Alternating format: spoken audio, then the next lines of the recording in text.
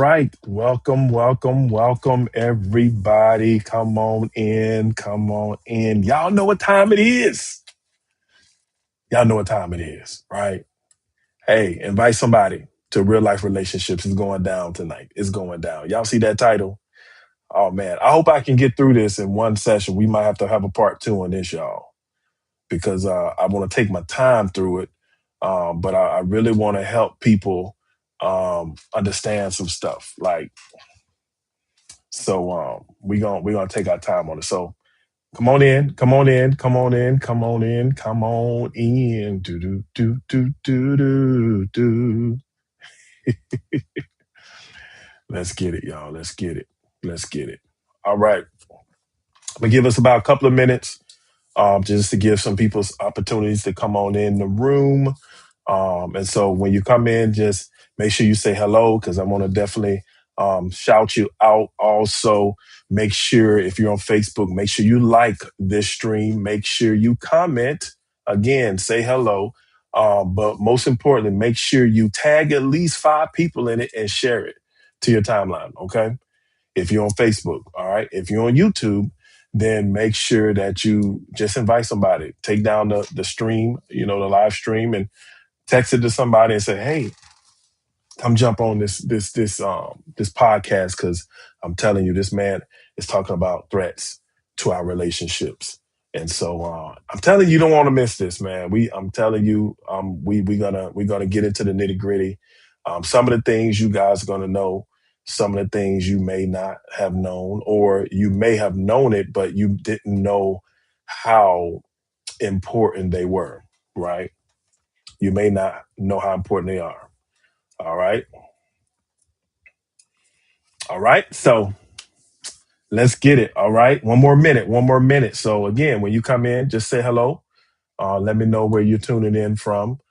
Be good to know that. And also, two, make sure you tag and share to your Facebook. If you're on Facebook, if you're on YouTube, just make sure that you send it out to somebody because I'm telling you, you want to be a part of this. So 30 seconds, we getting started in 30 seconds. So you guys bear with us. I always try to give people opportunity from all the different platforms to make sure they log in. So good to see some of you guys on tonight. I can see some of you guys that are already on, waiting and anticipating.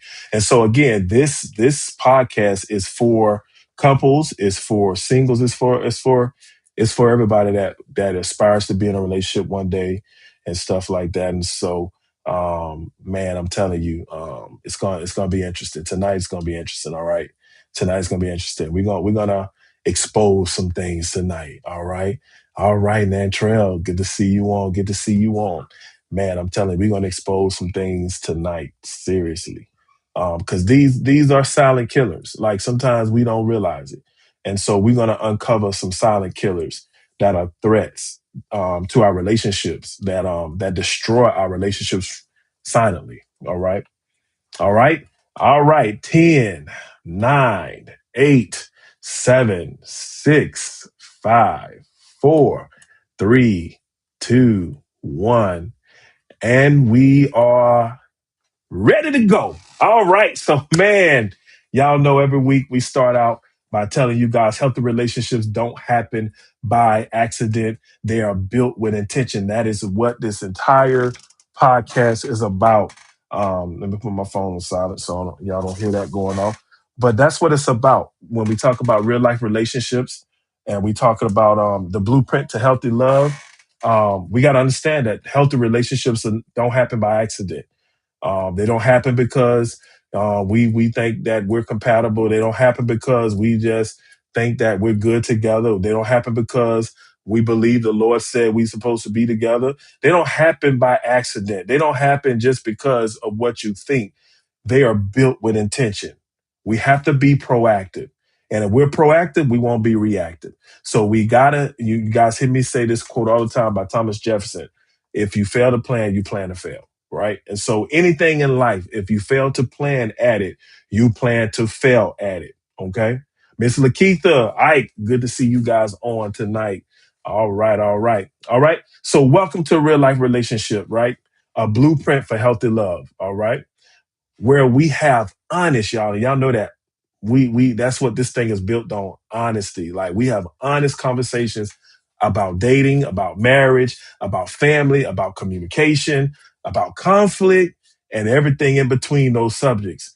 And our goal is simple, y'all, here at Real Life Relationships, as your host, Jonathan J to the B Burton. You dig? We just want to help couples build healthy relationships God's way, right? That's the goal. And to give couples a picture and practical tools that can help be applied in everyday life. Just give them a picture, a glimpse of what their relationship could be, and give practical tools. Y'all know every episode, I give you guys a practical tool to put in your tool belt, right? And so we got our relationship tool belt on in every single week. So you guys that are new, go back and watch the different episodes, because every single week I give you a practical tool that you can put in your tool belt, that's going to help you going forward. Okay. And so man, I'm telling you, so I'm excited about tonight. And so I'm glad that you joined tonight. I'm glad that you're here for another conversation on relationships. And tonight we're talking about silent killers, right? And so, here we are talking about something every married couple, every dating couple, every engaged couple, and even single people need to understand. Like this is for everybody. That's what I'm saying. Tell your mama them, your aunties, like they can get it. Grandma can get it. You know what I'm saying? Tell grandma to log on too. Because every person literally needs to understand this. Even if you're not in a relationship, you need to be aware of these killers, because these killers, this is just not about married couples. All right. This kills business partnerships and relationships. It kills across the board. So don't just think that tonight is just about married couples and just, intimate relationships in general. Yes, that is what we're focusing on. But I want you to understand, like, these are silent killers that literally, a lot of them will kill any relationship. All right. Now, some of them is only when it comes down to your intimate relationships and, your marriages and dating and all of that. But some of these, could be silent killers for any type of relationship. All right. And so have you ever, now listen up, and you may be the couple, but have you ever looked at a couple and wondered, man, how they got to that point, right? How they got there? Like you remember how they started out, right? And then you like, dang, how they get there? Like, how did they get to the place where they are? How did these two people, like literally, who once couldn't wait to spend time together, become so distant, right? How could these two people who once laughed and had us all laughing together, and they not talking to each other? How did these two people who once felt deeply connected, like, become roommates and just sharing a house, right? Listen up. Most relationships don't collapse because of one major event. Y'all have heard me talk about this in many episodes since we started in February, right? It don't happen because of one major event, right? Doesn't happen because of that. Most relationships are damaged, y'all, by small issues that are ignored, that have been minimized, or literally where people don't feel the need to address it or afraid to address it for whatever reason. But most relationships are damaged. Like, you guys write that down, because this is important for you as you're going forward. Most relationships that get damaged, and the people, like, get distant and they become roommates, and they don't talk as much, they don't smile as much, they don't laugh as much, they don't hang out as much. When you're around them, you like, man, like, they energy off, right? We can see, like, man, they energy off, something ain't right about this. We can see that. It's like, but most of those relationships, like, that get to that place of damage, like, these small issues were ignored. Smaller things were minimized by one another. Then that some things just, put under the rug, never addressed. Like, man, I don't want to deal with that. For whatever reason, they just never got addressed. Right. And I want you to understand something. A relationship can survive difficult seasons. All right. A relationship can survive financial pressure. A relationship can survive external stacks. like attacks. But many relationships struggle to survive the issues that are happening inside the relationship itself. That's what it is. Because you can survive all the other stuff, all those external attacks from other places and situations, and maybe even other people, family members, friends, associates, co-workers, or whatever. Like all those attacks against your relationship, you can a lot of times survive it. But a lot of relationships struggle to survive because of the issues that are happening, you guys, inside the relationship itself. So tonight we're going to expose 7 threats. Hear me good. 7. Somebody put 7 in the comment box. Put 7 threats. All right. Because that's the thing. We're not just going to talk about this in general. You guys know I'm very specific. I'm very practical. I'm very to the point. We're going to look at 7 threats, right? 7 threats that quietly destroy relationships if they're unchecked. I'm telling y'all better invite the people. Y'all invite everybody you know that's dealing with stuff, maybe not dealing with stuff. I'm telling you, y'all want to invite them because like this here is going to be eye-opening to some people. And some people, like as we're talking about it, you're going to be able to start seeing some things. You're going to be seeing some red flags. You're going to be starting, like we talked about last week, you're going to start like, oh man, like that's making sense. But we're going to look at 7 threats and I'm going to take my time. That's why this may become a part 2. All right. Because I don't want to rush any of these threats that we're about to talk about. Okay. But we're going to expose 7 threats that have quietly destroyed relationships because they were left unchecked. Right. Because what you ignore today may become what breaks you tomorrow. And so we don't want to ignore these things. All right. We don't want to be in a place where we continue to turn a deaf ear to certain things that are happening because we minimalize it or we afraid to address it. Because again, what you ignore today may become the very thing that breaks you tomorrow. All right. Now, I want you to really hear that because a lot of us don't get into relationships for them to just break up or divorce or separate or not date anymore. We get into it because, man, we believe in this relationship and it's like, man, we thinking the best about it. So nobody gets into a relationship thinking, man, we're going to break up one day. But when you ignore things today, minimalizing things that are threats to your relationship because you don't want to deal with it or you don't want to talk about it or it's hard to talk about it, the very things that you ignore today will be the very things that'll break you tomorrow. All right. And we don't want that. So tonight, I'm telling you, if you have not shared this to your timeline, if you're on Facebook, tag at least 5 people in it and share it because I'm telling you, we exposing the enemy tonight, like in our relationships, our marriages, these threats that are silent, that a lot of times we know it, but we don't understand the depth. We don't understand actually how destructive they are. All right. So we're going to deal with those things tonight. All right. So make sure you tag at least 5 people on Facebook. Tag at least 5 people and share this on Facebook. If you're on YouTube, copy the link and share it with somebody or share it. You know how you can share it. But I'm telling you, share it with somebody, share it with singles. I'm telling you, people, this is for relationships in general. This is for relationships in general. All right. So, and for single people that are aspiring to be into a relationship one day, maybe you came out of a difficult relationship. This is going to help you. So I'm telling you, come and take notes every single week because now you're putting together a game plan. You're getting the blueprint. Again, that's why I call this the blueprint to healthy love, because you're putting together the blueprint, right? You can't build a house without the blueprint. You got to put the blueprint on paper first so that now you can work out any things that are not right. When you put it on paper and you design it and put everything in place, the blueprint lets you be able to work it out so that now you build from the blueprint. Everything is built from the blueprint. A contractor is not going to come in and build your house without blueprints. They need the blueprint because they need the plan. They need the plan on how it's supposed to look and how it's supposed to go. If they don't have how it's supposed to look and how it's supposed to go in the blueprint, they're not messing with it. And that's why in our relationships, we don't need to mess with any relationship or get in a relationship until we have the blueprint. All right. And this whole podcast is about giving you the blueprint for healthy love. All right. And it's free, y'all.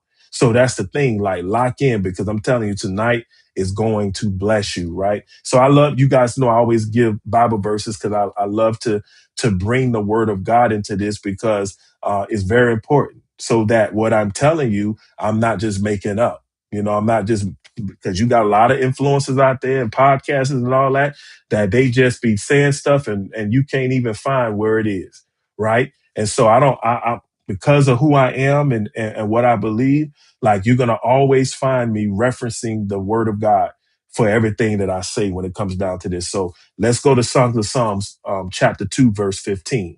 Song of Songs, chapter 2, verse 15. And you guys have heard me say this verse a couple of times because it's very true. Because this is the thing, catch the foxes for us. The little foxes that ruin the vineyards. The little foxes. Catch them foxes for us. The little ones that ruin the vineyards. For our vineyards are in bloom, right? So the little foxes are the small things that people overlook, right? Like little attitudes, y'all. Like those little offenses that we deal with. If you guys are part of our Path to Freedom classes, y'all know last night we was talking about offense.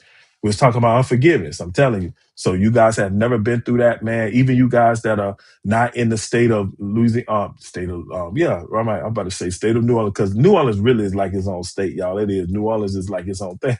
But for you guys that's not in the New Orleans, you guys can still be a part of it. So, check it out for next year. We're in the middle of the class now. So, but you can be a part of it next year. And then we do a retreat at the end in Panama City on the beach. So you really would want to do that. So look for information later on this year when we start advertising again for next year. But this year it's already closed. We have our class. We're halfway through it. So we was talking about offense and unforgiveness last night. And so those little offenses, y'all, like those little habits that we develop, or those habits that we've had all our life, that we just like minimalize them, right?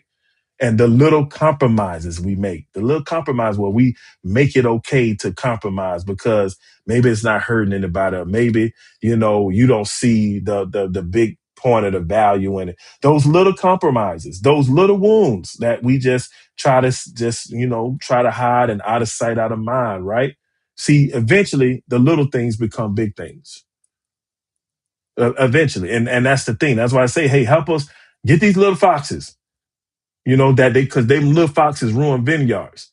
Because right now vineyards are in full bloom. So, hey, watch out for those little foxes, because even though we can't see them, we'll see the damage, right? Y'all see certain things that get into plants and stuff, and maybe you can't see it, but you see the destruction of it, right? You see the leaves eating up. You're like, man, what the world is eating this plant? You can't see it with the naked eye, but if you put a magnifying glass, you'll see those insects and bugs that are eating that plant. You see the damage, but you don't see it. And so that's what happens with these little things. You may not see it with the naked eye. You may not be, but it's there. And what's happening is you're going to see the effects of it. And the things that you ignore today could be the things that break you tomorrow. All right. So we got to look at these little things that we kind of sweep under the rug and minimalize it, make it like it's not that big of a deal. Or I don't want to deal with it for whatever reason, all that. We got to understand that, because every healthy relationship has to be built intentionally. Right. But every unhealthy relationship will drift naturally, right? Every healthy relationship is built intentionally. Like it's, I don't know how else to tell you that. Like, you cannot just fall into a relationship, say, I fell into love, and we live happily ever after. I have not met anybody that is happy today and they didn't have to work at it. Like, they had to put no effort into it. No, every relationship is going to be healthy. Is you're going to have to work at it. It's going to have to be built intentionally. But these unhealthy relationships, if we don't deal with them, they're going to drift naturally. Every unhealthy relationship is going to cause people to drift naturally, because that's what happens. All right. That's just the way we operate. When something is bad, we don't go embrace it. We start moving away from it. We start protecting ourselves. We start putting up walls. We start making excuses. We start controlling. We start doing all kind of stuff to protect ourselves. So when we have an unhealthy relationship, it would drift naturally. We would drift apart naturally if we don't deal with that stuff. Okay. All right. So I got an icebreaker, right? And I got an icebreaker for couples and I got an icebreaker for singles. So I got two different ones. So this, okay, singles, you got your own one this time. All right. Cause usually I give you guys one that, I just make it for both the couples and the singles, but I gave the singles one and the couples one. So couples, this is your icebreaker. You guys can talk about this now, or if you're not with your significant other, then go back and replay this broadcast, this episode, and then y'all talk about it, okay? Because use this as a tool, y'all. Some of you all should be using this. Go back and replay it, watch it with your spouse, watch it with your significant other, so that you can learn together and grow together, all right? This is pertinent information that's going to help you. It's going to give you the blueprint to build a healthy relationship, okay? So let me give you this icebreaker, all right? This for the couples, and then singles, I got you. Couples, what is one thing nobody warned you about regarding marriage or relationships, right? What is one thing? Y'all talk about it together. What is one thing nobody warned you about when it comes down to marriage or relationships? What is it? All right. All right. That's for couples. All right. Let me put it for couples. Let me put it in now. I'm gonna put both. I'm gonna just do both of them at the same time. I'm gonna do both at the same time. All right. And for singles, this is what I want you to ponder. What is one quality you believe every healthy relationship must have to survive? All right. Keyword is must have, but keywords are must have and survive. Okay. Not just in general, not just to work. We're not talking about a quality that we believe we need to work. No, no.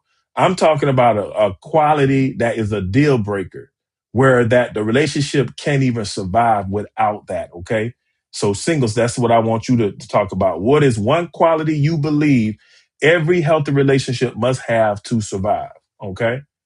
And couples, what is one thing nobody warned you about regarding marriage or relationship? Talk to each other. Okay. All right. I'll give you guys like 20 seconds while I'm posting this in the thing.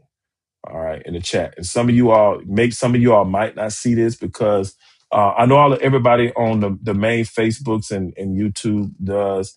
For whatever reason, I noticed that my personal Facebook, for whatever reason, I don't know. Maybe it did it. No, I don't think it did it this time. My personal Facebook has been um, not sharing. So you guys that's on my personal Facebook, I do apologize because you may not be getting these texts for whatever reason. The platform that I'm using now, they're not allowing me to post to my personal Facebook. So if you're on and you're on my personal Facebook, do this. Go to let's see, go to my YouTube. My YouTube is at Jonathan Burton underscore. All right. Okay.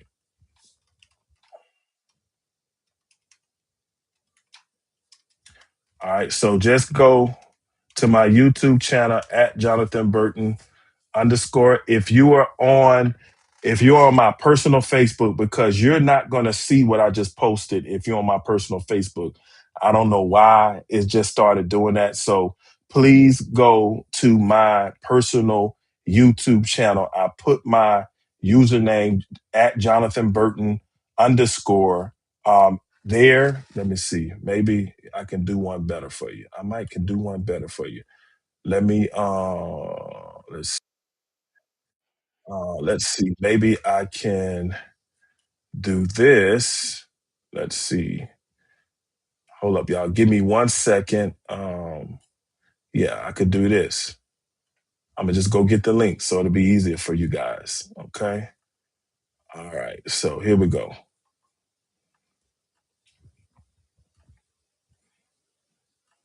There you go. So I gave you the link. So if you're on my personal Facebook page, you're not going to be able to see what I'm posting. All right. So that's the thing. And I think now I can't see what you're posting either. So go to my personal Facebook page. I mean, my YouTube page. I just put the link there so you can see. But you guys that are on my YouTube page already, you're seeing it. You guys that are on the church's YouTube page and the church's Facebook page is cool. So whatever reason they stopped doing personal profiles and now they're just doing pages. So with this streaming platform that we have to reach all those different networks, platforms. So yeah, so if you're on the churches, you're good. If you're on the church's YouTube and my personal YouTube, you're good. But my personal Facebook, now my page, I got a page too. Now, if you're on that, you're good. So I have a page and a profile. So if you're on my page, my Facebook page, you're good. But if you're on my Facebook profile, my personal profile, it's not doing it anymore. Okay. So just want to let you guys know that just in case so you can see what I'm posting. All right. So you can see what I'm posting. Okay. All right, Ivan, good to see you tonight, man. Good to see you tonight. All right. So let me keep moving. I just wanted to make sure I address that. Okay. All right. So let's keep it moving. One of the greatest misconceptions, y'all listen, about relationships is that people stop loving each other. We fall out of love. We don't love each other no more. Like many times, that's not the problem.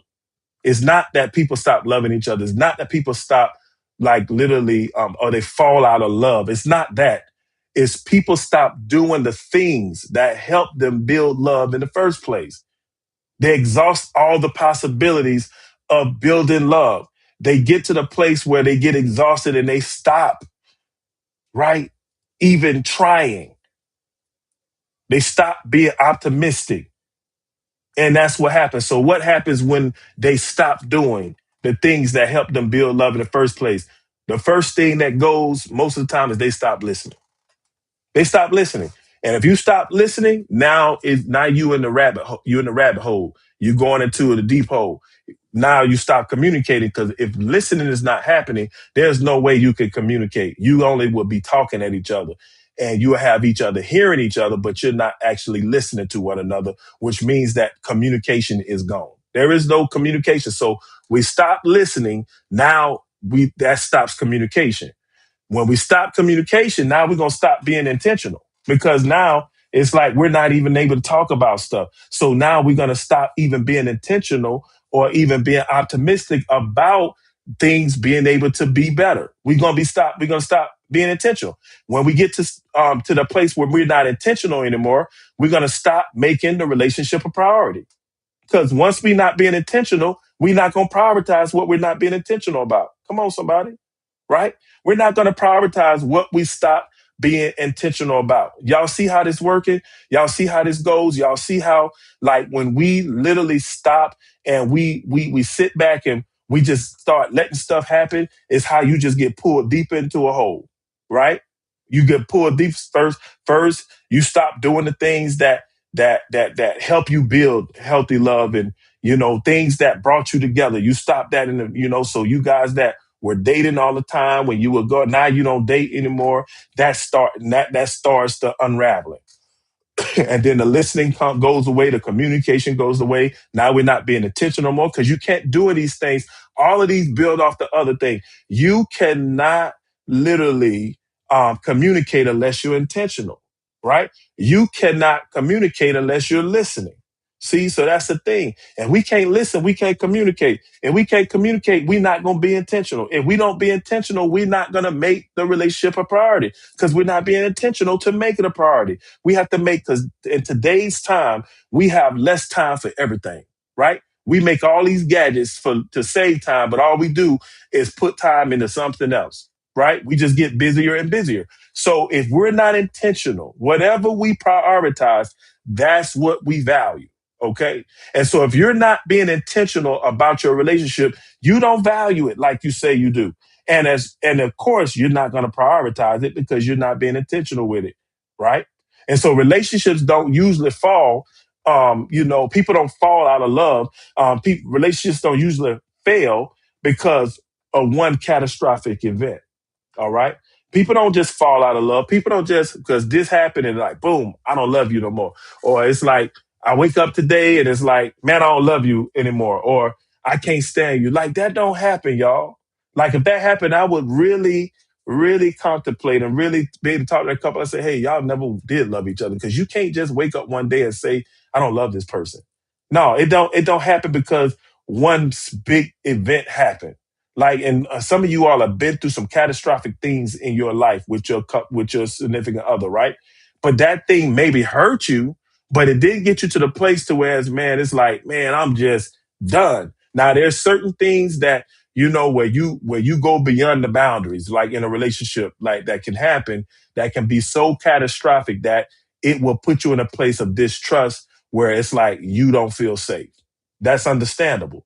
But most things, even if it's catastrophic, where it's like you made a big blunder on something, or you did something that was out of your character, like most of the time a person is just not gonna say I don't love you no more just because you did that one thing. All right.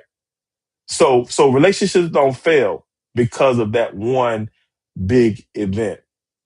They fail because small issues went unresolved for too long. And then when that event happened, it broke the camel's back. That's what happened. It's like that last straw, because there's always been a habitual chain like, things that have continued to happen constantly, constantly, constantly. And you just been dealing with, you've been trying to deal with, sweep it under the rug, sweep it under the rug. Well, guess what? The longer you sweep dirt under the rug, it's going to show one day. It's going to show one day if you keep literally sweeping that dirt under the rug. All right. And when the dirt gets to a certain level, it's going to start coming from out of that rug, and you're not going to be able to stop it. And that's what happens with our relationships. We can sweep it under the rug and it seems like it's not there, but eventually it's going to show a hump. And most people might not know what that hump is. They're like, oh, that's just something in the floor. And you just keep sweeping it. You know what's under that rug, but people don't. They just walk over it. But that hump will get bigger. Now people starting to notice it, but they'll still walk over because it's not stopping them. But as that hump gets bigger, most people are going to notice it, and it's going to become alarming. But the biggest thing is that now what you thought you were hiding is being put on display. That's how people can say, man, how they got to that place. Man, they was the couple that everybody wanted to be like. Man, they off the chain now. Like, man, what happened? Man, my heart hurt for them. I can't believe they wound up in that place, because you can't hide it anymore, right? You can't hide it. And so we have to understand these little things, like the little foxes. We got to deal with them, because if we don't deal with them today, they'll deal with us tomorrow. All right. So let's talk about the biggest threats. The biggest threats to our relationships. Okay. Number one, and this is huge, and you all already know this one, like you know it, because some of you all know it very well, because you have had a hard time with this in some of your relationships. But threat number one is the lack of respect. The lack of respect. All right. I'm gonna put it in the chat. I'm gonna put it in the chat. I'm gonna put each one of these in the chat. All right. I'm gonna put each one of these in the chat. So when you guys go back, when you log in, you'll be able to see. So the lack of respect. All right. Threat number one, the lack of respect. So let's look at Ephesians 5:33. To sum up, we're gonna just sum it up. Pastor Paul said, I'm gonna just sum it up. Each one of you is to love his wife as himself. Come on, brethren. Come on, brethren. I'm saying it for the men in the back. Each one of you are to love his wife as himself. If you don't love your wife like you love you, it ain't gonna work, y'all. It ain't gonna work. You have to love your wife as you love yourself. Now, this is the problem. If you don't know how to love yourself, then how can you love your wife? So now we gotta teach you how to love yourself. And that's what happens in some relationships. Some people they don't know how to receive love. They don't know how to give love because they've never seen it. They've literally dealt with unforgiveness. They've dealt with all kind of stuff and things and all of that stuff. And as a result, literally, they go into these relationships because they feel great. They like the woman and they want to do right by her. But if you've never received love, if you got unforgiveness in your heart and you shut down to love, like, and you're not even loving yourself, then how can you know how to love somebody else? And that's male or female. But fellas, I'm talking to you right now. Like, we have to love our wives like we love ourselves. And if you don't know how to love yourself, then that's where we need to start. You need to learn how to love yourself, right? If you know how to love yourself, then you need to love your wife just as well as you love you, right? And the wife is to respect her husband, right? All right. The wife is to respect her husband. So respect is one of the foundational needs in every relationship because we all have to have respect. Again, I'm gonna do a session on the blueprint. Not the blueprint, but the foundation of a marriage. Okay, and it comes right out of Ephesians the 5th chapter. And so here is the word of God is not just saying that okay, husbands, you supposed to love your wife, and wives, you supposed to respect your husbands and wives are not about supposed to love, and husbands are not supposed to respect. That's not what this is saying. What this is saying is this is your focal point. Like men's focal point is but if you love, you will respect, right? You will respect. If you love her like you love yourself, you're gonna respect. And like wives, if you respect him, to respect him, there has to be that love there. But in order for this to work, it's important that these things are put in place. That like you could be lacking in other areas, fellas, but you can't be lacking in the area of love towards your wife. Ladies, you could be lacking in other areas, but you cannot be lacking in the area of respect towards your husband. And there's a reason for that. This goes all the way back to the Garden of Eden, y'all, when the curse came in the garden. I'm not going to go into it, but this goes all the way back. That's what this is all about. Like this goes all the way back to the curse that was given to man because of what they did in the garden. If y'all remember, and there was a curse that happened. And God said, okay, man, this is how it's going to be. Woman, this is how it's going to be. Okay, woman, this is how man going to be towards you. Man, this is how woman going to be towards you. Like this and that. This is what I want you guys to do. Okay, man, you have to do this. Woman, you have to do that. So God put it out there because of the sin that entered the world. It was never supposed to be like that. All right. But when sin came in the world, God had to put some things in place for us to be able to navigate stuff because now that sin is in the world, now we could be carried away by our sin nature, our flesh. So these things are put in place to bring balance and unity and agreement to the family. All right. So that love, like a man has to love, because men, we can get into our we can compartmentalize stuff. We can so we have to if we love our wife like we love ourselves, we're gonna be intentional with making sure that whatever we do, that as we do unto us, we do unto them. Right. And so that's the thing, like it's checking you. It's like, okay, you gotta remember, you gotta love this woman just like you love yourself because of what happened in the Garden of Eden, you can get so busy with work because now you got to work by the sweat of your brow. You got to do all this stuff because it wasn't never supposed to be that, Adam. It wasn't never supposed to be that. Adam wasn't supposed to work like that. Adam had a job to name all the animals and take dominion over the earth. After the fall, now he had to work labor and it had to be tough and hard and this and that. And so it's like now you got all these distractions, Adam. So you got to remember to love your wife like you love yourself so that you prioritize her. All right. Come on, somebody. I didn't even want to go into this deep, but y'all see what I'm saying? I didn't want to go into this deep, but that's why this is a connection to what the fall in the garden. All right. And so respect, because the respect was lost in the garden. Adam made a well, you gave it this woman. No, Adam, we're not gonna do the blame shifting. We're not gonna do that. But Eve didn't listen to Adam. Adam told Eve what to do, and Eve still let the serpent literally draw her away. And that's why the Lord said, I'm just giving y'all a list a little bit. That's why the Lord said that, how the woman would want to usurp like her husband, but the husband should lord over her, because it was more about, it's like, you got to respect this man. You got to respect him because your nature is to be disrespectful. Women, listen to me. Your nature, your sin nature is to be disrespectful, to do your own thing. Do it how you want to do it, because I'm going to live my best life. I'm going to do it. Not everybody, not everybody, because some of y'all women, that ain't me, Pastor, that ain't me. I'm not talking about everybody, but some women, like you got this thing in you where it's like, man, you can't tell me nothing. Ooh, let me look at the wall. He can't tell who he think you're talking to. He can't talk to me like that. he better not come at me like that. Like, we be ready for it.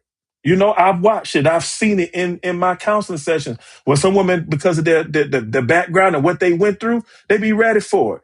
So it's like the Lord is saying through the apostle, like, here is what you have to do when you're looking for a husband. If you cannot honor him and respect him, he ain't your husband. This is what we got to understand. This is before you get married, y'all. See, we try to make this be put into place after we get married, and we almost kill ourselves trying to make this work because the reality is we're not compatible. No, this is something you put in place before you get married. If you can't be respectful to that man, if you can't trust that man, then you ain't ready to get married. Fellas, if you can't love that woman like you love yourself, then you ain't ready to get married. Right? These are literally, like, this is the formula again, I'm just giving you the tip of the iceberg. I'm not gonna give it all to you tonight, but I'm just giving you the tip of the iceberg. But that's how the enemy come in, because we don't want to put in the foundational stuff to after we done committed to a marriage that we don't even have a foundation for. Our foundation is romance. Our foundation is emotions. Our foundation is feelings. Oh, we so good together. Oh, let me count the ways how much I love him, how much I love. Oh, he just buttered my biscuits. It's all feelings. And we get connected and make lifelong decisions based upon how we feeling in the moment. Right? Can I go deeper? That's why a lot of people have one night stands, because it's all about feelings. They was feeling this dude.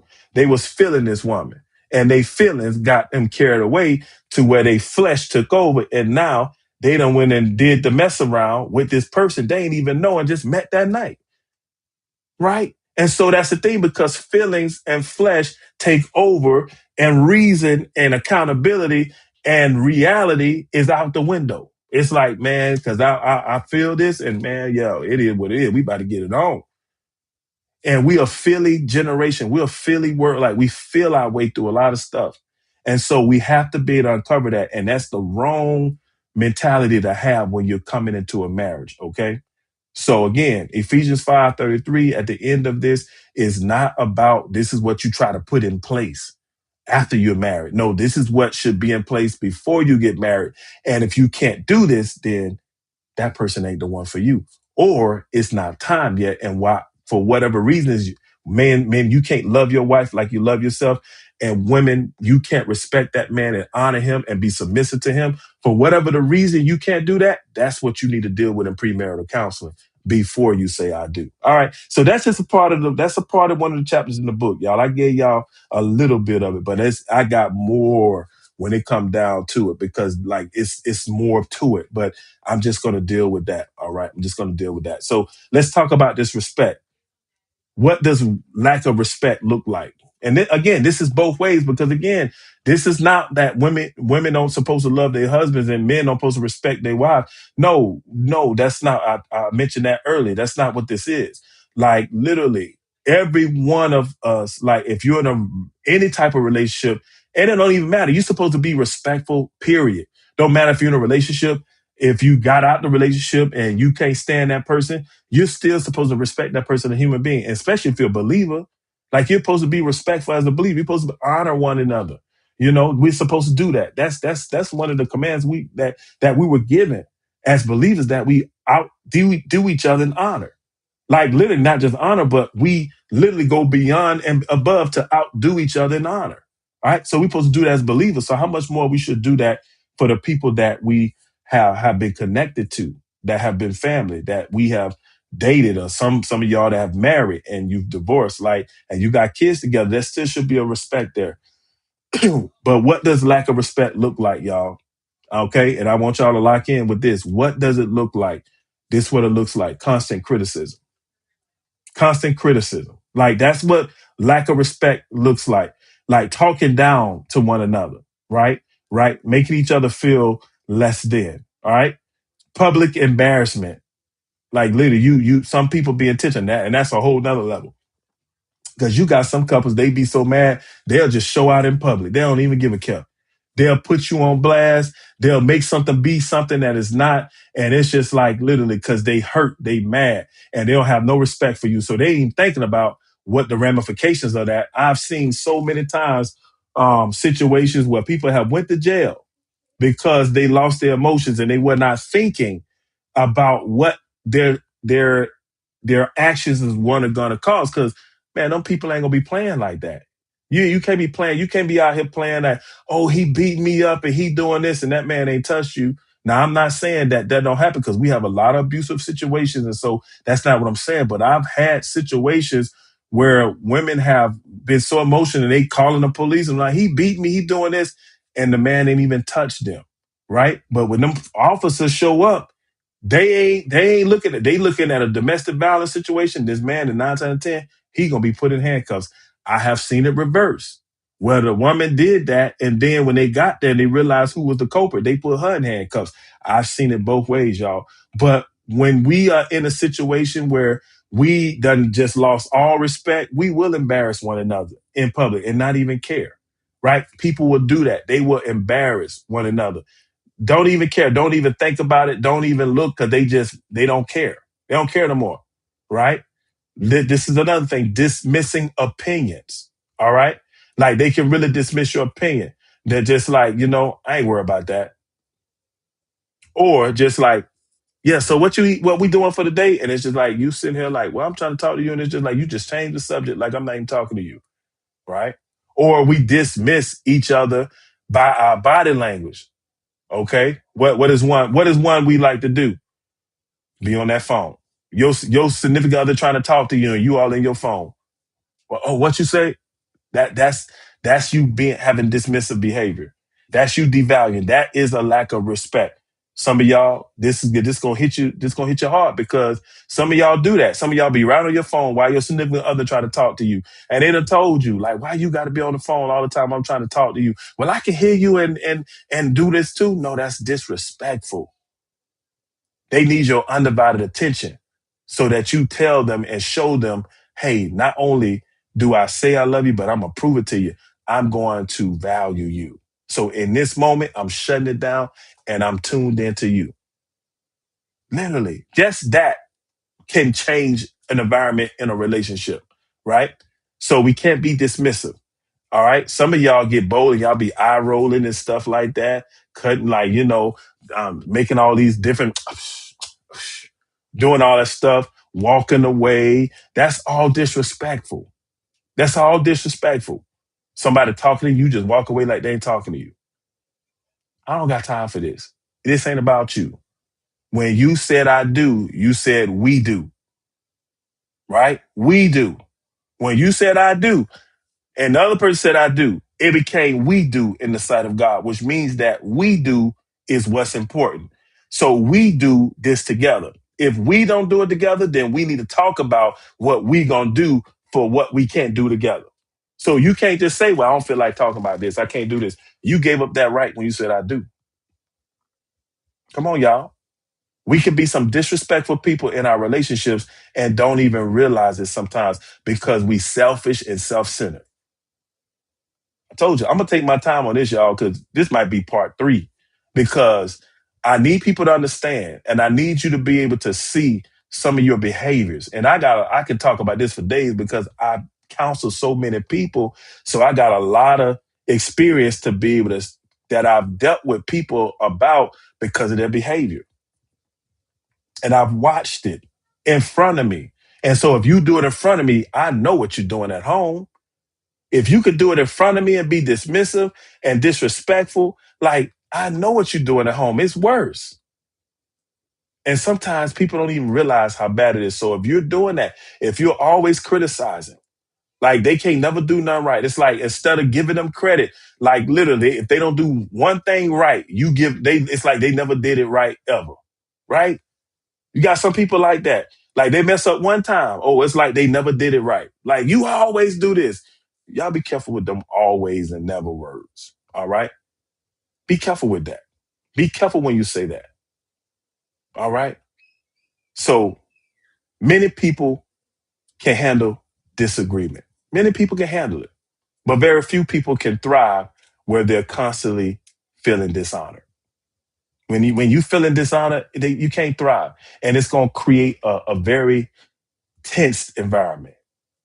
And some of you all have heard your significant other say, "Hey, I don't feel like you value me. Hey, I don't feel like you respecting me. Hey," and you just let that go clean over your head, like whatever. Like I am respecting you, or you might flip it back. Well, I don't think you respected me. That's not mature. Because if you, it's like I know you won, but what am I? Like that kind of behavior, like it's childish, and we have to deal with that, y'all. We got to deal with that. So we have to look at these things, right? We have to understand these things, and this is the thing. I want you to talk to one another. And I want you to, first of all, I want you to put down what behaviors make you feel respected and what behaviors make you feel disrespected. And I want you to put that down. But then once you put it down, I want y'all to talk together. Put it down like different, like put it down where you guys, put it down separately. But then I want you to find time to talk about it so that, because maybe y'all never talked about it. Maybe you have never told your significant other, like, hey, when you do this, I feel disrespected. It's time for you to do that. All right. Put this down a little bit. It's time for you to do that. Amen. It's time for you to do that. All right. So disrespect. That's one of the main ones. These are deal breakers, guys. These are deal breakers. Like this is not something that, where, hey, this is, we can get no. When you have a lack of respect, that's a deal breaker. Your relationship is going to literally fail. All right. So if any one of you guys are dealing and like, it's like, well, I'm just playing with you. No, no, no, we don't play like that. All right. And if they okay with playing like that, but if they're telling you like, hey, I'm not feeling like you honoring me, I'm feeling like you disrespecting me, like, please listen to your spouse, male or female, but ladies especially, like, don't marry a man that you really don't respect. All right. Don't marry that man for all the wrong reasons. And if you did that, then guess what? We need to be able to reset. We got to reset. It can be fixed. If you find yourself like, man, you married this person for the wrong reasons, man, get help because it can be fixed. But you got to work it. You got to work it. You got to work. It could be fixed. But some of us, we didn't even know. You got in a relationship and you ain't realized till later, man, I really don't respect this person. And as a result, you're seeing how your attitude is toward them. They're telling you how your attitude is. You don't give a care because you just mad in that moment and it's about you, yourself, and I. And some people do that. When they get emotional, they just get self-centered. Like nothing else matters but them, what they feel, how they feel. And again, if somebody shows you this, you better look at that red flag and understand, like, when people show you who they are, believe them the first time. And if you marry somebody that's like that, there's help, but it's gonna take some. You're gonna have to work it. You have to work it. So again, I don't want anybody to feel like, oh man, I'm dealing with somebody that's very disrespectful toward me. Oh, there's no hope. No, there's hope. But now that you see it, and listen, everybody, if you're the one that's disrespectful, don't get offended when your significant other or your husband or your wife come to you and tell you after this podcast that, just like, JB was saying, like, that's how I've been feeling for years. Don't take it personal and get offended. Listen to understand. All right. We say that in every podcast episode. Listen to understand. Listen to understand. Okay. Listen to understand. All right. Let's go to threat number 2. All right. And y'all probably saying, well, why was this one not the first one? Because number 1 literally controls number 2. All right. So if there's no respect, you're going to lack communication as well, right? And so threat number 2 is lack of communication, right? These are things, because just because you could talk and you can sit down and talk, that don't mean you're communicating. Right. And so some people think because they can talk and it's when it's fresh and it's a new relationship, you can overlook the fact that you guys have a hard time getting on the same page because you got all these other areas. Well, we look good on paper. We look good in person. We have fun together. But when y'all try to talk, it's y'all don't get nowhere. It's okay at first, but try months and months and months and years of not being able to communicate is going to destroy your relationship. Okay. Let's look at Proverbs 18:21. Death and life are in the power of the tongue. So many couples talk. Not all couples communicate. Talking is exchanging information. Communication is exchanging understanding. All right. I tell you guys that all the time. All right. So the goal isn't just simply about speaking. The goal is understanding and being understood. That's the goal in our relationship. It's to have understanding and also to be understood. That's the goal. That's what communication. When you pull back the layers of communication, it's about understanding and being understood. If you're not having understanding and if you're not being understood, then there is no communication. There's no communication. And so communication is a key to healthy relationships. If you can't communicate, like it's a deal breaker, right? Just like respect is a deal breaker. Communication is a deal breaker because how can you grow if you're not able to communicate effectively? And I got the commandments of communication that I do with my couples. And, every argument or anything that they have where, they weren't able to get through, they can go back in those communication skills and be able to see where they went wrong and then they fix it. Right. So I call it the commandments of communication. That's how important they are. So if any of you guys have been through my counseling session, some of y'all that have been through my counseling session, my sessions like 6 or 7 years ago, like the list done grown. So just let you know, if y'all been through my sessions like about 6 years ago, like I've updated that list since then. I think I've added probably two since 6 years ago. And that's what happens. It's like, but anything, as you uncover more and more, you start seeing more things that you need to have a healthy relationship. So the commandments of communication have grown. They're not what they were. They're not 10 like they used to be. So, 'cause I used to call them the 10 commandments of communication, but I had to stop calling them that because I think I'm up to 12 or 13 now with the commandments of communication. So I just call it commandments of communication. All right. So let's look at some communication killers. All right.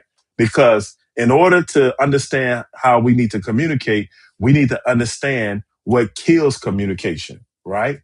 And man, I'm telling y'all, some of y'all finna sit here and y'all finna get quiet on me. Why? Because you do this.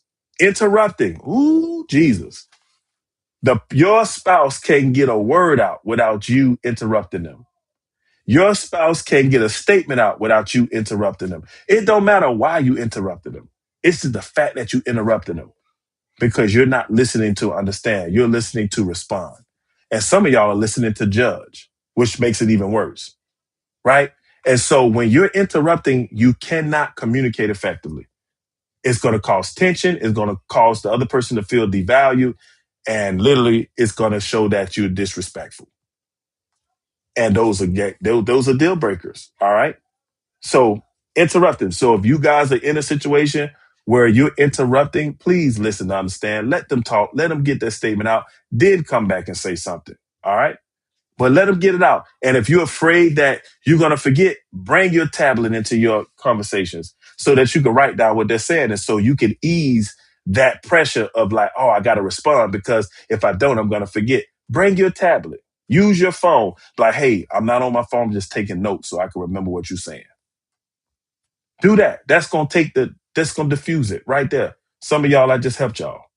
Right. I just literally helped your relationship because some of y'all have had a hard time with that where you have literally not been respectful because you interrupt when when your significant other is talking. They can't get a word out. They can't get a statement out without you interrupting. Okay. So take a pad to your, times where you guys are trying to, deal with some stuff so that you don't feel like you got to listen to respond. Now you can listen to understand because now you're writing down. All right. So interrupting is a communication killer. Being defensive when we're defensive, that is a communication killer. Right. And we know people that are defensive, right? They get on the defense, man. They start making excuses. They're like, well, I did it because A, B, C, D, F, G, H. It's like, can you just please let me finish? Let me finish and don't get defensive. Like, this ain't about being defensive. I need you to hear my heart. I need you to understand where I'm coming from. Because with you getting defensive, you done tuned out what I'm saying, and now you're on the attack. Right? So it's like defensive like kills communication when we get defensive. All right. When we get defensive, that kills communication. When we get offended, like, so that brings us on that place where now that we're offended, now we are attacking. We're coming out like boom. Now we don't even know with the defense, like we trying to, make an excuse about, well, we did it because this and that and blah, blah, blah, this and that and blah, blah. But offense is like, man, it don't matter if you feel like you're wrong or right. Like you just finna attack. And that's why the spirit of offense, man, is a hard thing. And it's the bait of Satan. He uses that as a bait because that literally brings us into this place where we're bound. Like he uses that bait to be offended. And offense literally is the root of a lot of stuff, y'all. Like literally, like rejection is the root of a lot of us stuff. Offense is a trigger for a lot of stuff, especially unforgiveness. That's one of the biggest ones because we wouldn't have unforgiveness if we wouldn't have been offended in the first place. Amen. There's no reason to have unforgiveness in your heart if you didn't feel offended or hurt by something in the first place. So that's how Satan gets us. He gets us offended, harboring stuff. Now that turns into unforgiveness, bitterness, resentment. And now we are operating in a place of bitterness. We're operating in a place of pessimism. We're operating in a place from unforgiveness. And when we're in that place, you can't think straight. You can't live. You can't do stuff straight. It's like you're not able to function the way that you need to because you're not free. So you're making decisions from an emotional state, especially when those things are triggered because you got that unforgiveness. Especially if you round a person that you got unforgiveness, you can't even act correctly. People gonna look, man, you all right? You acting different. No, I'm okay. I'm okay. No, something wrong. Like what happened? They gonna automatically know because you can't even hide it when you're around that person. Because that's what unforgiveness can do. Can make you very uncomfortable, right? Make you bitter. So you can get an attitude, right? I just want to go home. It's like, dang, what happened? I don't want to be here right now. We was having a good time. And the other person don't even know that you are offended with somebody that just walked in the room, right? That happens with some people, okay? So we got to make sure we deal with that, all right? But it's definitely when we get offended and all that, it's going to kill communication, all right? This one here, listen to this one, y'all. Ooh, because some of y'all are big at this. Assuming. When you just assume that you know what you're talking about. Instead of listening to understand, you just, I know. Yeah, because I remember I didn't know. It's like, just listen, please. Because you don't even know. That's not even what I'm talking about. You trying to beat me to what I'm trying to say. Just listen so you will know what I'm trying to say. And some of us know people like that. They try to beat us to the punch, so to speak, or they try to beat us to what we trying to say. And it's like, no, just listen. Because now you can assume, and it's like, that's not even what I'm going to say. And your assumption is off. And what's bad about that is that happens when people don't talk. So when stuff happens, they can assume that something is a certain way. And guess what happens? Because they don't talk about it. Now they're feeling that way. And now they're responding based upon what they assume in their mind, which in reality may not be the truth. All right. So when you assume, that will stop you from communication. Because why should I communicate if I know what this is? Well, yeah, I know you. I know you lied. So now you won't talk. I know you lied. You ain't even hit me out yet. Can I? No, because I know everything for to come out your life. Your mouth is a lie, right? And some people grow up in families like that. You just like your daddy. He was a liar. You a liar too. So now they won't respect you or they won't believe what you say because they have equated you to your dad because they got problems with your dad. They're going to make you have problems because you look like your dad or you connect or you come from your dad. That is so jacked up that people do that, where they take out their pain on their child because they hate the father or they hate the mother, right? And so that person would never be able to have the value they need to have. And we do that in our relationships. We do the same thing in our relationships, y'all, where we sit here and we assume, so we just shut it down. We just control the narrative. You done made up a whole story in your head. You done put the reindeer in there. They're like, what the world are you talking about? I never said that. Well, it seems like that's what you were about to say. What? Just listen to what I'm about to say. Some of y'all do that. right? I'm not just making this up, y'all. I've been with people that they operate this way. Amen. Y'all quiet in this chat. Y'all better say something to me. Let me know. If it's ouch, say ouch. Because it's like literally we got people that do this. Well, we could assume and nobody can't tell you nothing, and you just shut the other person down and they just don't even try to talk to you anymore because they're so distraught that every time they try to tell you something, you just know better than them. You know them, but they sit and say, well, I guess you know me better than I know myself. How many times y'all done heard people tell y'all that? That's because your assumptions don't be right, or the fact that you're assuming in general without even listening to them. All right.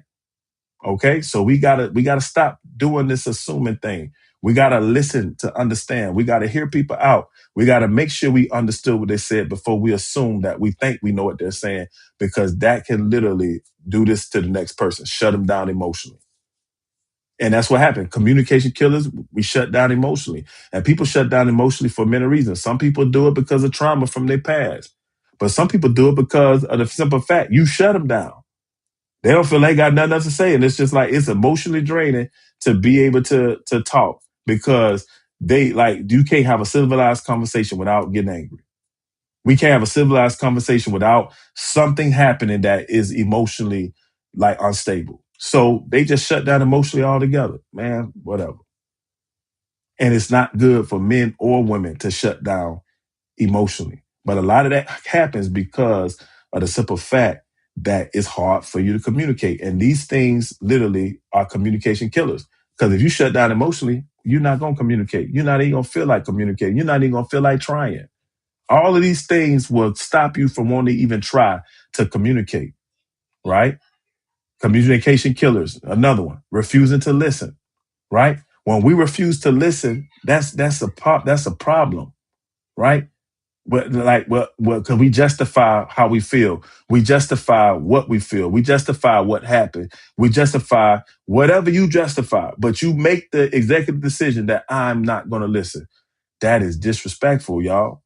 And that's why disrespect is the first one, because a lot of these are disrespectful, which will kill your communication. A lot of this. When you refuse to listen to your spouse, I dare you. When you said I do, that went out the window. You cannot sit back and just tell this man or this woman, I don't want to listen to you. In what world you think you living in? No. The two shall become one, which means that there's a vulnerability between both of you all. So, and there's a love that should be there too. So even when you don't want to listen, you do it, because it ain't about how you feel. It's about how you respond. Ooh. It's not about how you feel. It's about how you're supposed to respond. Love is a choice, not a feeling. So if you love this man or you love this woman, you need to listen to them, even if you don't feel like it, because it's your responsibility. It's your duty. When you said I do, and you said I'm going to love, I'm going to cherish, I'm going to honor, that's exactly what you're supposed to do. Love, cherish, and honor, which means that if that person needs you to listen to them, you listen. If you don't have time right there, then you say, okay, when I come home, I'm going to make time to listen to whatever you need to say. Or, hey, babe, before we go to bed, like right now, this is not a good time. I'm busy right now. But before we go to bed, let's say about 8:30, well, let's talk. Or when we go to bed, we could talk, we can have pillow talk. But don't just refuse to listen, and don't set up another time. Don't say, well, I ain't finna talk to you. I don't feel like talking to you, and then don't set up another time. If you can't do it right then and there, that's fine, but do it within 24 hours. All right. And if it's and that's the maximum. The minimum is to deal with it right then and there, or in 15 minutes or 30 minutes, or however quickly you can deal with it. Because 9 times out of 10, within 24 hours, you're gonna have some other problems that's gonna pop up. So my rule of thumb is that no problem should go unaddressed for more than 24 hours. All right. No problem. I don't give a care what it is. It has to be addressed within 24 hours. All right.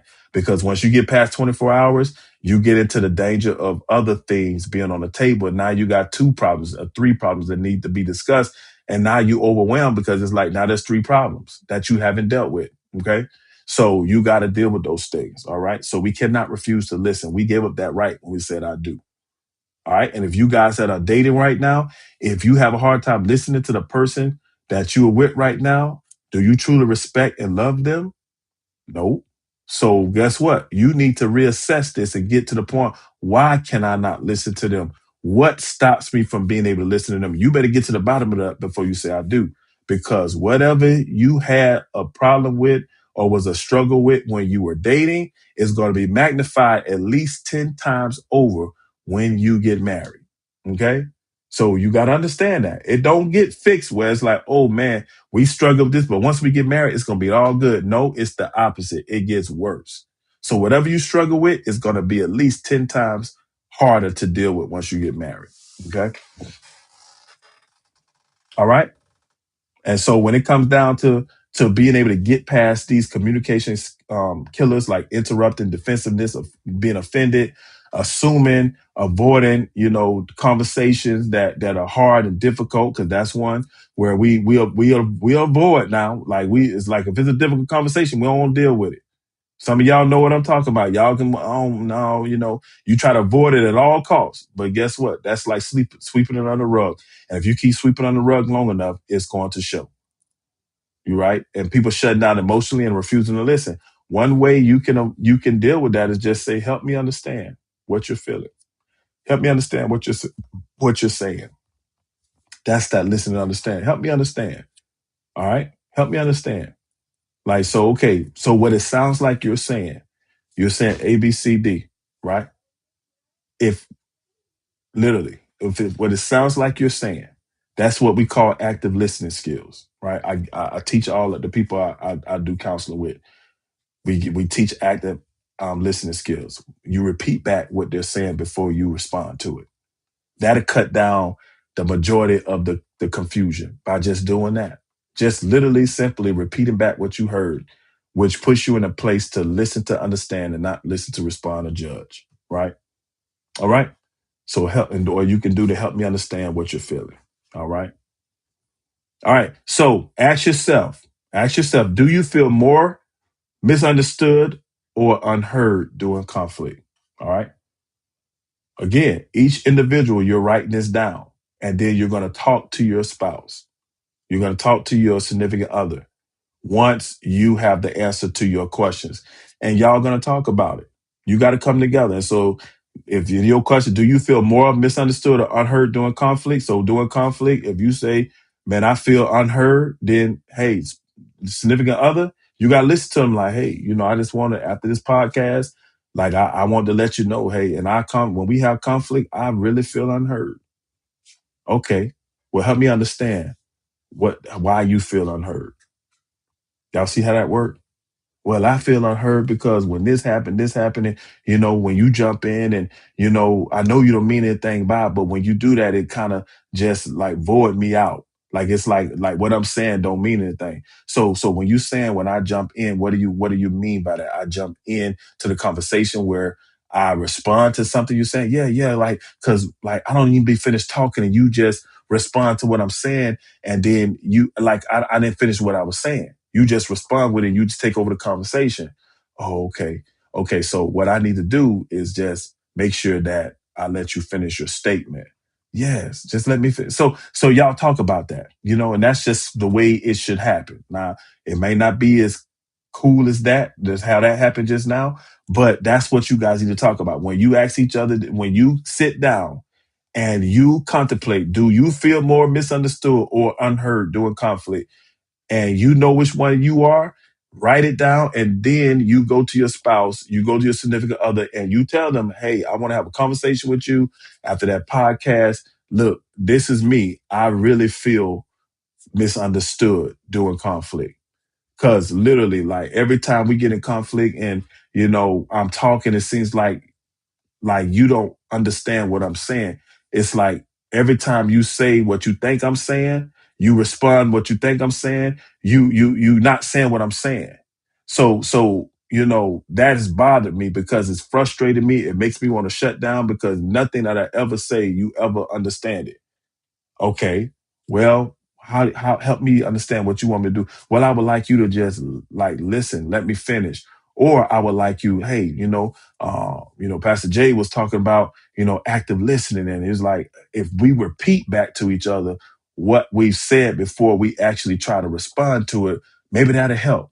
right? Or maybe we can find something on Google, something that can help with, me feeling misunderstood when I'm talking to you. Right. So, but now you can talk about it. Now you guys can be proactive, because if you're not proactive, you're going to be reactive. Right. And so reactive is not good. You go into defense mode, you go in protect mode.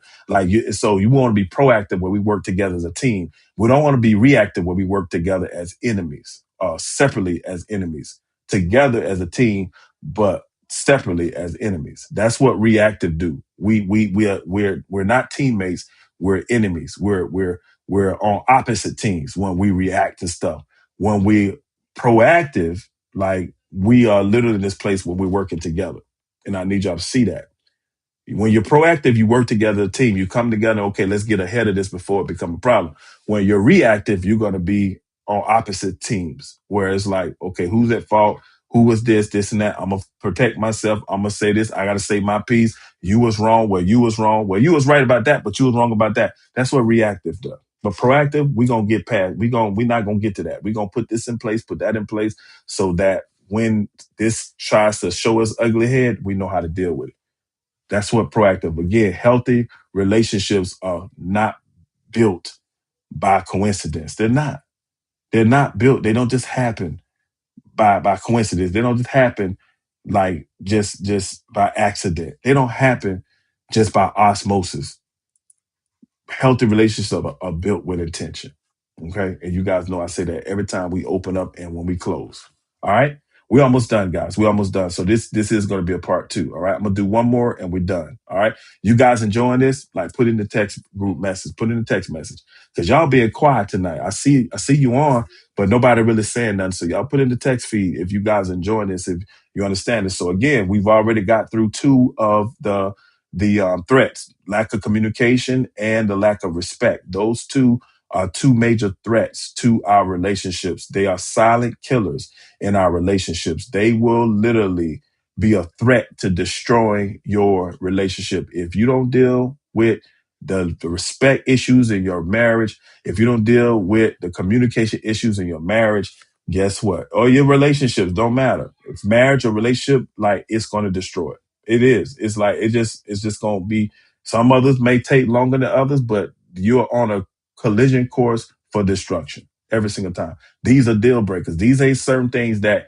you could just be like, okay, well, we can deal with that later. No, these are deal breakers. If you got disrespect in your relationship, that's a deal breaker. If you can't communicate in your relationship, that's a deal breaker. You can't get anywhere. You can't grow if you're not able to communicate. And here, threat number 3, the lack of forgiveness.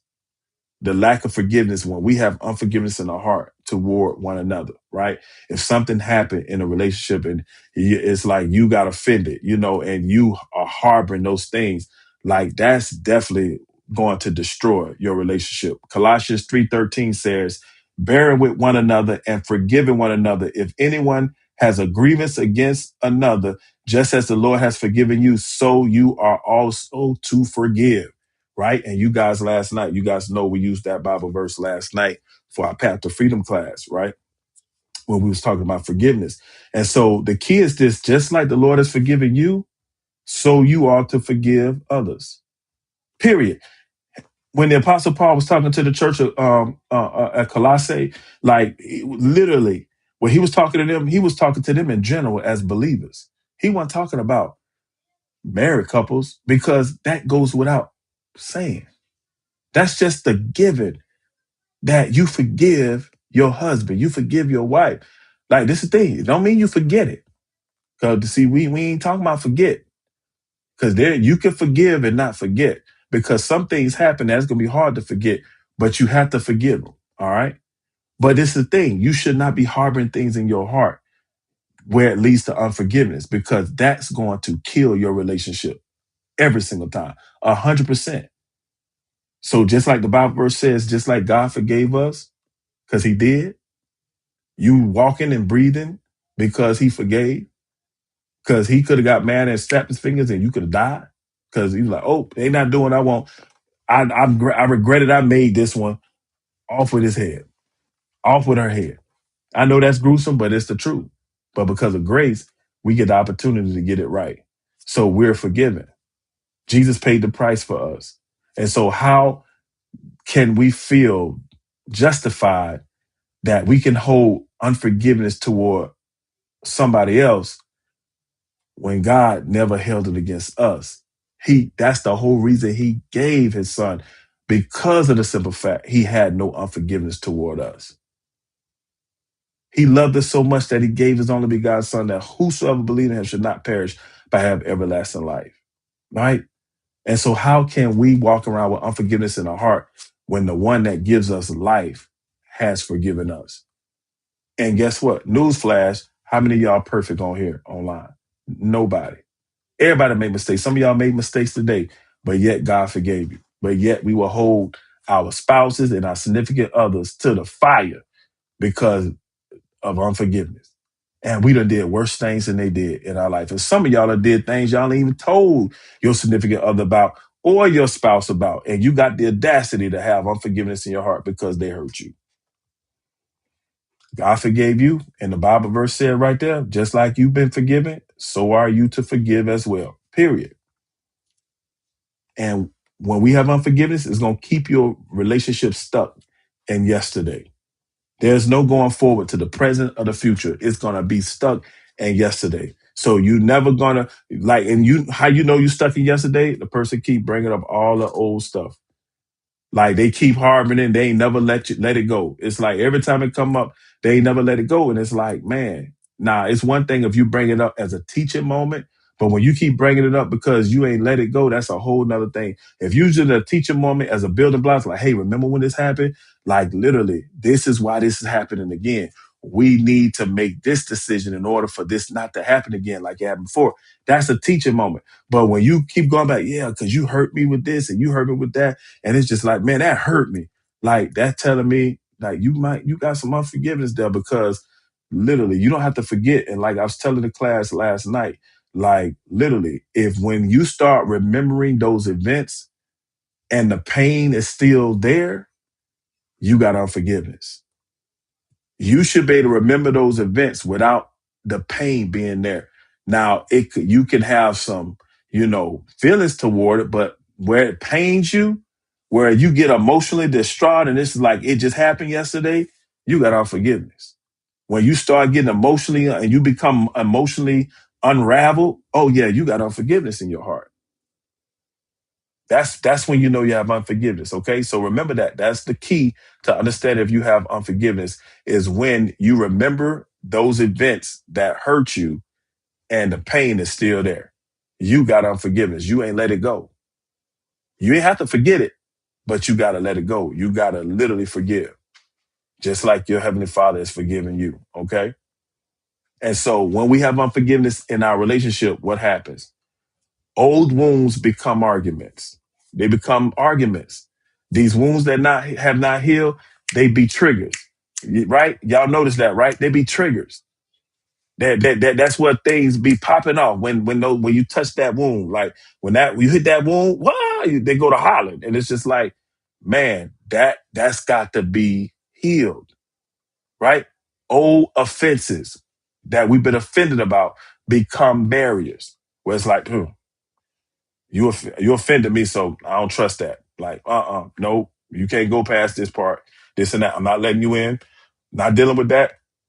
I don't trust you. Whatever the case is, those old offenses will become barriers. You put up a wall. You put up the barriers because you don't. It's like I'm offended, and you can tell it. That's what I'm saying. When some of y'all go around people that offended you, you can't even act civilized anymore. Like people look like, what's wrong with you? What's going on? What, you got something going on with this person over here? What's the problem with this person? Girl, I don't even want to talk about it. I ain't got time for it. But let's just get up out of here because if we don't get up out of here, boy, I'm telling you, I might do something I regret. What? What, girl? What you talking about? Girl, let's go. You've been around that before where people got that type of unforgiveness and offense to their heart that it's like they just shut down. Like they can't even control themselves when that thing is triggered, right? And so we got to understand that forgiveness is that it hurts us that much. Unforgiveness will stop you from being successful. It will stop you from walking in your call. It will stop you from understanding your purpose and your value.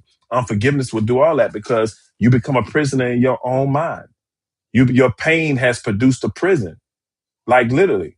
Your pain has brought you into a prison in your own mind and your own self. So it's like you're not able to accomplish what you could have because you have not let go that unforgiveness in your heart, and it gets triggered. Everywhere you go, it's getting triggered some kind of way because it's getting triggered through trust issues, it's getting triggered through fear, it's getting triggered through doubt with certain things that you don't believe because of what you've been through before with stuff that you ain't gave, and it gets triggered with you like not willing to be stepping into certain things or letting people into certain places of your life because you got unforgiveness and hurt from your past that you never healed from. And as a result, the new person you're dealing with has to suffer the consequences because you never got healed or restored, right? And so what happens is, listen to me good, when you're dealing with this unforgiveness, your relationship becomes a courtroom instead of a partnership, right? The person feels like they're always on trial. Oh yeah, because you did it. Like you like they're always on trial. Like you try to stick it to them all the time. And it's like, are we family or are we enemies? Am I in a court of law where you the judge, the jury, and the executioner? Because that's what happened. You all that's living with unforgiveness, you put your spouses in the court of law, and you become the jury, the judge, and the executioner. You become all of them. And they just sitting there, it's like, man, if I say something, it's wrong. If I don't say something, it's wrong. So it's like, man, it is what it is. And some people just get tired. But have you become the judge, the jury, and the executioner in your marriage? Have you, every situation that comes up, it becomes like you in a courthouse, in a courtroom, and it's a trial going on. Where now we can't even be a partner. We can't have a partnership. We can't have this companionship. It's all oh, this and you did this and you did that and you did that. I've seen it, y'all. And a person feels like they're in the courtroom, and they dealing with you, that is the judge, the jury, and the execution, all three of them, because you make all the decisions. You ain't listening to reason. You ain't listening to anything but you, yourself, and I. So it's your way or the highway. Period. There it is. All right. Some of y'all may be like that. All right. So I want y'all to understand, forgiveness does not excuse what happened, right? It does not excuse what happened. But forgiveness releases your right to keep collecting interest on the offense. I want you to hear that. Forgiveness releases your right to keep collecting interest on the offense, right? That's the thing. If you want to get literally free of offense, the spirit of offense, because offense leads us to unforgiveness. But if you don't get free of the spirit of offense where you get offended so easily, give up the right to be right. Give up the right to be right. When you end up giving up the right to be right, then you will see things differently. You won't see it from an offended place. You'll see it from a place of understanding. You will listen to understand. You won't listen to respond or to judge because you're offended. And you definitely want to allow yourself to get into unforgiveness because you analyzing it. You're processing it. Okay, why do I feel this way? What was going on? Why would you think why did they do that? I know they didn't do that on purpose. So let me go ask them why they did. So you processing that, you're not sitting back allowing that offense to get into your heart. Because if you do, because you feel some kind of way, because you have never given up the right to be right, game over. Because if you don't deal with that, you're gonna have unforgiveness in your heart. I dare them. How could they do me like that? And now you thinking about it. You done laid down. You done dreamed about it. Now you wake up the next morning. You live it. Oh man, I can't stand them. They ain't family anymore. I'm cutting them off. And it's just like, really? So you laid down. You were just mad. You got up saying they're not family. And that's why the Bible say, don't go to sleep. Don't lay down with that stuff in your heart. Like, get it right. Don't lay down. Don't go to sleep with that kind of anger, because the enemy loved that. He be waiting to make you dream whatever you want to see so that you can wake up ready to fight. You can wake up ready to have a bad day. You can wake up going, oh, yeah, I'm on one today. Some of y'all have even said that. I'm on one today. I wish somebody would. Why would you do that? Especially you all as believers. That's not the way you're supposed to act, but that's how Satan wants you to act. He wants you to make a fool of yourself, right? That's what he wants you to do. So we have to be careful about this stuff, okay? So that's number three, lack of forgiveness. That will hurt us every single time. So discussion question. Why do you think forgiveness is so difficult for people? Why y'all think that? Why you think forgiveness? Because some of y'all may be dealing with it. Why do you think forgiveness is so difficult for people? Why do you think that? All right. Answer that to yourself. Okay. And talk to your significant other because they may have unforgiveness in their heart. And this might peak, this might like make it come out. Or you may have unforgiveness in your heart. And now you need to tell them, like, hey, I've been having a harbored unforgiveness against you for years. And I want to apologize. I should have never been doing that. Because it's going to stop. It's going to literally kill your relationship. It's going to kill it. I'm telling you, all of these threats kills your relationship. It don't just hinder it, it kills it. All right. These are deal breakers. If any of these are on the table, you cannot have a successful relationship at all. You can't have a successful relationship. All right. All right. Well, that's my time for the night. I went a strong hour and a half, y'all, right on the dot. All right. So I know that was a lot. I know it's not the good feeling message and like, but I'm not here to make you feel good. I'm here to help you. Right. And so, this is not like, a regular podcast where I'm gonna say stuff that get you wooing and wowing and all that. I don't give a care about that. What I care about is young people and middle-aged people and people that's been in marriage for 20 plus years get it right. That's what I care about. Because if you get it right, then you set the tone for the next generation to get it right. And if they get it right, they set the tone for the next generation. And I want to see single parent homes annihilated eventually in our society. To whereas that will be a thing of the past where single homes will be a thing. Well, Section 8 will be a thing where it's like, well, we don't need no Section 8 because guess what? Everybody, these fathers are being in their child's life because people did it the right way. And I know that's a lofty goal, y'all. But guess what? I could do my part for it, and I'm doing it. I'm doing it. I'm doing it. So that's why I invite people to this because I'm going to give you the tools. I'm going to give you the blueprint to have a healthy relationship. All right. This is part one. We're going to have part two next week where I'm going to give you the tool because every week I give you a tool in order to help you be able to deal with this. So we just got into three. I'm going to have to knock these other ones out next week. We'll see. Like I said, I may have to have a part three to this, but I'm going to knock these other four out next week. We got four more threats, right? To a relationship. And some of y'all gonna be like, I know that these first ones y'all done heard of. You done heard of, forgiveness. You done heard of communication. You done heard of respect. Those things. And of course, I went into detail about them. Some of you all may have identified yourself and why looking at yourself and be like, man, that's me. All right. Because you never really knew that was you. Well, that's you. And the shoe fit. Like you got to deal with it. Okay. So go back. Talk to your significant others. Talk to your spouse. Y'all handle this. And if you got problems and something come up and you guys don't know how to deal with it, reach out to me.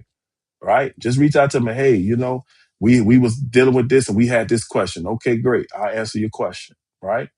And some of you all might need some counseling. You might need that. And so again, I have opportunities available, for me personal that you guys can have me as your counselor. All right. You can do that. All right. Now they're listen, like, cause that's what I do. So there will be a fee involved for pretty much unless the Lord put on my heart to do it free, but that's my livelihood. Okay.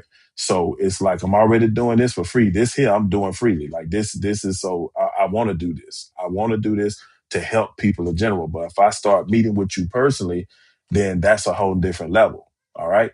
So that's the thing. And so, honor that. You guys honor that, okay? Because it's my time. I'm also a pastor. I also run a nonprofit, run a school, and I have a family. So if anytime I'm taking time away from that, I gotta be producing. Okay. So y'all gotta understand that. Because some people, it's just like, now if I come to you, I say, the Lord put on my heart to do this for free.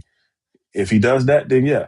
But then I don't want some of y'all, don't be expecting people to do stuff for free, especially when it's like on a whole nother level. Because it's gonna be on a whole nother level. When you come to when I coach you and go through what I do with you, we don't do less than 8 sessions. Like literally, I don't give a care where you are in your relationship. We don't do less than 8. And I'm gonna tell you the truth. I have never, ever done less than 8 sessions ever in my life. And guess what? Only one time since I've been counseling, I've done 8 sessions. Most of the time, my sessions last for 20 and 30 sessions. Because when we start pulling back them layers, people realize, man, there's more in here that we need to deal with than what we thought. So most of the time, the average of the people I counsel, it'd be 25, 30 sessions every week. Like we do once a week. And we'll be 25, 30 sessions strong. Some people I done did literally, and that have shown up on here, like at least 100 sessions. Not even lying, because some people it's just what it is, and I'm locked into them. You know, that's the thing. Like we gonna get this done, we gonna get this working, because some people got stuff where they got to deal with on a whole nother level. So I'm not lying, not exaggerating. I've had some people, couples I've worked with, but I've done over 100 sessions with that couple because of the need. We locked in. So that's the thing. I don't go into like, so, oh yeah, well, I'm gonna charge you this amount for 8 sessions. I don't do that, because you may have to do more than 8 sessions. And most of the time, most people do more than 8 sessions. Especially if you come to me and it's like, y'all talking about divorce and all that. Oh, it ain't gonna get done in 8 sessions. You ain't gonna probably get it done in 20 sessions. We'll be now if you there's 3 principles that if you guys from the beginning are able to do, but most couples can't do that. That's the reason why they came when they came, and they're talking about divorce. Because if they were able to do those 3 things, which is to be all in, to be vulnerable, and to be committed to whatever it takes to make this work, then you wouldn't even be talking about divorce. So most of the time, people can't even do those 3 things when they come to me. So I have to teach them how to do those 3 things, right? And that takes time as well. So again, if you are in that place, like if we can go out to eat and spend $40 and $50 and all of this on food, then you can spend and invest in your marriage and your relationship. Again, I know God anointed me for this. So I can boast to you guys. And people on here know I'm called to do this. You got people on this feed right now that know I'm called to do this. And I can boast and tell you that literally out of all the couples I've ever coached or ever counseled in my life, not one of them will tell you that what I said didn't work. And if they didn't make it, they would never say it was because of me. I have 100% track record, guys, on what I do. You want to know why? Because it ain't me, it's the Lord. So I can boast in these things. Why? Because it's the Lord. It's the Lord. That had nothing to do with me. God anointed me for this before I even got credentials, before I even got a degree, before any of that. He anointed me to do this. I changed my major to this as a freshman because I was good at this. And I said, look, there's got to be something. I was at Florida State University. And I was like, is there something? And I went to the guy, I didn't even know what to call it. They the one told me what it was with counseling psychology. They the one told me, because I said, is there a degree that has to do with giving people relationship advice and all this? Because I said, I'm pretty good at it. I don't know how I got good at this, but I want to get paid for it one day. And they would say, yes, sir, this is that. And I changed my major on the spot. On the spot, y'all, in 2 seconds. That's how I knew it. And that was before any type of any education or anything, because it was naturally in me to be able to do this. Okay. So I can boast in my God because he has anointed me for this. And a lot of people know this, that this is what I'm anointed for. And so the gloves came off this year because I've been holding back with this podcast. I've been holding back with this book. And I'm telling you, I'm getting it done this year. All right. And y'all see the podcast already. And I'm telling you, people are being blessed by this podcast. I'm getting a lot of feedback from people. So I'm telling you, and y'all know people ain't doing this like this. This is a master class. Y'all would have to be paying for this. Y'all would have to literally buy into something, pay $99 something, and get these on videos, not even be live. Not like this, not this extends for an hour and a half. I've been teaching for an hour and a half, and I do that every single week since February. Where y'all gonna get, y'all not gonna get that. And guess what? I love the fact I can do this. I thank God for choosing me to do this. All right. But this is just the tip of the iceberg. This is to give you stuff. And again, this stuff right here can help a lot of you all that you may not even have to go to counseling, because this is counseling within itself if you do the work. I take time every week to put these lessons together along with Wednesday night stuff and Sunday, plus all other stuff I do. But I enjoy it, y'all. So take advantage of it. All right. Take advantage of it. Take advantage of it. All right. So I love y'all. But again, I don't know who I'm talking to right now, but I didn't even plan to say all of this. But somebody is on here, you know you need help and you need to reach out. All right. And you can invest and you can make decisions to invest in all this other stuff, but you need to invest in your marriage. You need to invest in your marriage. Okay. Some of y'all may be on here and you're dating right now and you scared because y'all been listening to me every week and y'all realizing, man, we getting red flags coming up every week. You need to get into counseling. All right. Right now. Don't wait till you married. Get into premarital counseling. Premarital counseling ain't 3 sessions. If you get somebody to say I'm doing 3 sessions for premarital counseling, don't go to them. All right. Because long gone are the days when I have a session with you, then I have a session with him, and then I have a session with y'all together, and now we good. Long gone are them days. Those days are gone. Like, we got so many issues today. Like, we got people getting married off of 3 counseling sessions that end up divorced in 3 years. Because when they went to the marriage counselor or they went to the minister or whoever, they didn't talk about the stuff that were going to be triggers when they said, I do. And that's what my book is about. If y'all notice about this, the blueprint, I'm building the book right now with these lessons that I'm doing every week. All right. And so a lot of these lessons are coming from what is going to be in the book that I've already been navigating. All right. And so this is the thing, man. Look, I'm telling you, I'm pleading with you guys. Get the help you need. Don't try to do this alone. You're going to crash and burn. I promise you. I promise you, y'all, if you don't deal with these threats to your marriage, you're going to crash and burn. If you don't deal with these threats to your relationship, you're going to crash and burn. And you'll get to the place and you'll say, we fell out of love. That's a lie from the pits of hell. You didn't fall out of love. You exhausted the possibilities of being able to make love work. Because love is not a feeling. You can't fall out of something that's not a feeling. Love is a choice. You chose to stop loving each other, not fall out of it. There is no falling out of love. That's a feeling. That's emotion. And some of y'all don't know the difference between love and lust. Some of y'all lusting after each other and not loving each other because you never learned the difference. You can't fall out of love. That's Hollywood stuff. That's the culture tell you, when I don't love you no more. You know, you make the choice to love. It's not about how you feel. Because some days you ain't going to feel it. But it's not about if you feel it. It's about the vow that you made, the covenant that you made to say, I'm going to honor and love this person. Period. Don't worry about the rest of that stuff. Honor and love is the top. Because if you can honor and love, you can make it through. You can make it through. So I love y'all. All right. Gave y'all a little sermon that anyway. Y'all know this is what I do, y'all. I love this. I love this. I could do this every day of the week and help people because it's always been my heart to do this all my life. Since I was young, this has been my heart to help couples. And I'm so grateful that I get the platform to be able to do that right now. So again, you guys share this with your people because every Thursday at 8:00, we going live. Just the last Thursday of the month, we do 9:00, which is our late night edition. We do that the last Thursday of every month because I have a meeting that doesn't get out until like 7:30. Well, 8:30 doesn't get out to 8:30. So that's why we go live at 9. So I just turn it into late night edition and I do a little bit different. The last time we did something was a part 2.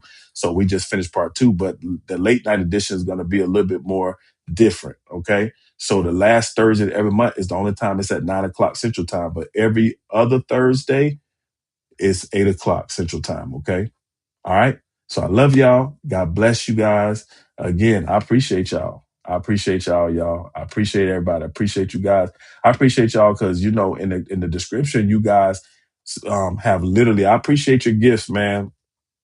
Like that makes a brother feel good. Like I see people are sowing into this ministry, man, and into my life, and I appreciate that. I value that. It's not about the money, y'all. It's about the fact that that's a value. When people value what you're doing, you sow into it. Like you value the restaurant, you're gonna pay for it. Ain't no restaurant you gonna go in and eat for free. Like, so if you value it, you gonna pay it. And some of y'all like to go to the restaurants and you pay $70, $80 because you value what they offering. You could go to McDonald's and pay 10, but you say, no, I don't want McDonald's. I want Ruth Chris. So we gonna go pay $70, $80 per plate because we value that service or that food. Commander's Palace. You can spend $100 on red beans and rice, but you are paying for the experience because they have 7 or 8 waiters that wait you at your every command. So you pay for the experience. So people will pay that type of money for the experience. So I appreciate you guys because there have been people, you guys that have come on here and you guys have sold into me. And so it helps me to appreciate like little man, like people are valuing what I'm putting out here. Like you value it. So thank y'all. I appreciate that, man, for you guys that support, that have literally sown into me with this podcast. So I definitely appreciate that for real, for real. I want to tell y'all that from the bottom of my heart. So again, appreciate you guys. If any of those that want to sow, you guys can see it in the description for the Cash App and Zelle. You guys can sow from there. But I appreciate y'all, man. I'm telling you, I really do. And so I pray that even at the end of these 15 minutes I just spent extra to help you guys understand my heart, I pray that it bless somebody, that you know my heart, that you know who I am, you know what I'm about, you know why I do what I do, because I want you to understand I don't do this just because of the simple fact, like, hey, I ain't got nothing else to do. I want to be an influencer. That's why I didn't do it. I didn't care about being no influencer. I didn't care about, I don't care about like blowing up and all that kind of stuff. I didn't care about that. I don't care about that. But the Lord says it's not about that. It's like, I've called you to do this. So you have to do it. Like, that's the thing. I've called you to do this. Like this is what I've called you to do. So you have to do it. Like, there are people hurting. So don't worry about it. This is where the people are. The people are on social media. That's where they are. So you gotta go where they are. So if they on social media, this is where they hang out. This is where you got to do this, because we were doing this in person, right? Y'all know that. Like, this whole lesson I was doing in person with my couples. And the Lord was like, no, you got to expand this because there's couples that are hurting all over this city, all over this world. And it's like, I've called you to do this. All right. So again, it ain't perfect, y'all. It's homemade. Like, I ain't worried about all that. One day we'll have a studio. One day I'll be able to make it very realistic and, do it all professionally. But hey, God told me to start it. He said, don't worry about it being professional. You get in front of that mic, because I'm using my AirPods. That's why I don't have a mic set up here. I have a mic that I can utilize, but I just use my AirPods. I'm using my MacBook right now. There's no special camera. There's no special lighting and all of that. We just straight up homemade with this, because it ain't about that. It's about what I'm giving you guys. It's the meat that I'm giving you guys. The bells and the whistles, that'll come, But right now, I'm not worried about all of that. I'm not worried about all that, right? I'm not worried about that, because why?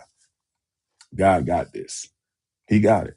He got it, y'all. So I'm excited. Y'all. So I just posted that because somebody just asked me for it.